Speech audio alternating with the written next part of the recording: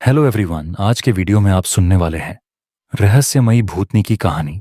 और इसी तरह का कोई और भी कहानी सुनना चाहते हैं तो चैनल को सब्सक्राइब जरूर करें। चलिए अब कहानी शुरू करते हैं।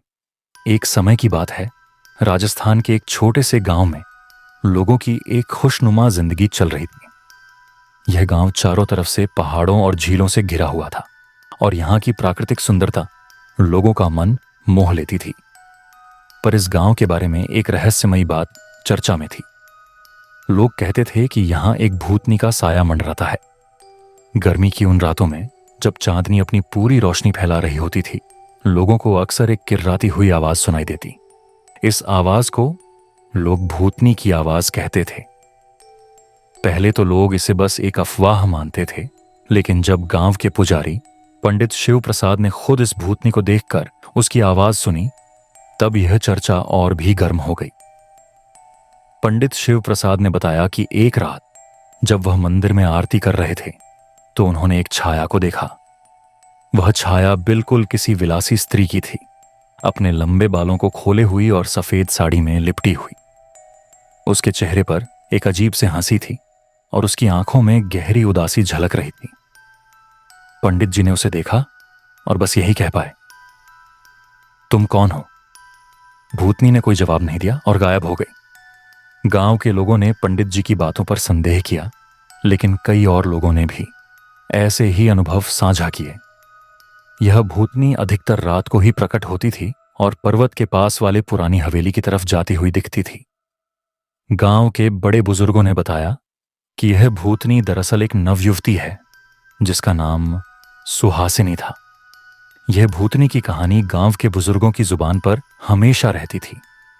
सुहासिनी एक गरीब घर की बेटी थी और बहुत ही सुंदर और बुद्धिमान थी।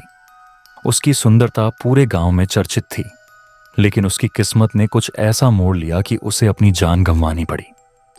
सुहासिनी की शादी गांव के सबसे अमीर जमींदार के बेटे से होनी थी, लेकिन उसकी सुंदरता और सरलता के कारण गांव के कुछ नासमझ युवकों ने उसे तंग करना शुरू कर दिया।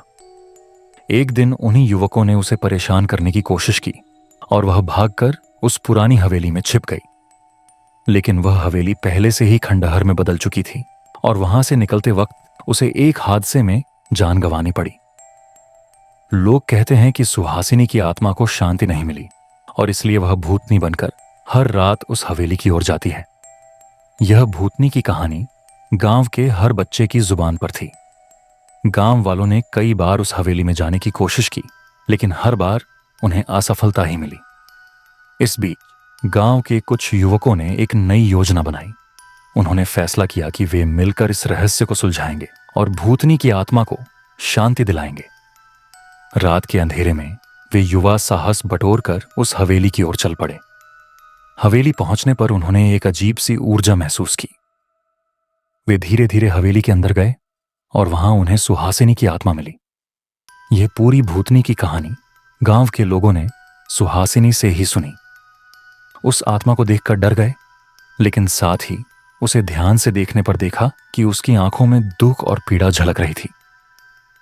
तभी उनमें से एक युवक ने हिम्मत जुटाई और कहा, सुहासिनी, हम जानते हैं कि तुम्हारी आत्मा को शांति नहीं मिल पाई। हमें बताओ, हम तुम्हारी मदद कैसे कर सकते हैं? सुहासिनी ने धीरे धीरे कहा, मेरी आत्मा को बस एक सही दफन चाहिए। मुझे वहीं दफन करो जहां मेरा असली घर था। युवकों ने उसके निर्देशों का पालन किया और अगले दिन पूरा गांव मिलकर सुहासिनी के पुराने घर पर उसकी एक पवित्र धारा के निकट दफन किया। उसके बाद से गांव में भूतनी की आवाज कभी नहीं आई और गांव फिर से खुशहाल हो गया।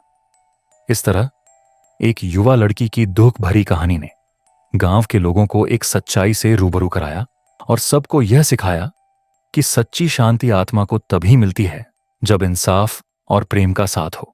तो ये थी आज की कहानी, और आप इसी तरह की और भी कहानियां सुनना चाहते हैं तो चैनल को सब्सक्राइब करें और कमेंट में बताएं कि ये कहानी आपको कितनी अच्छी लगी।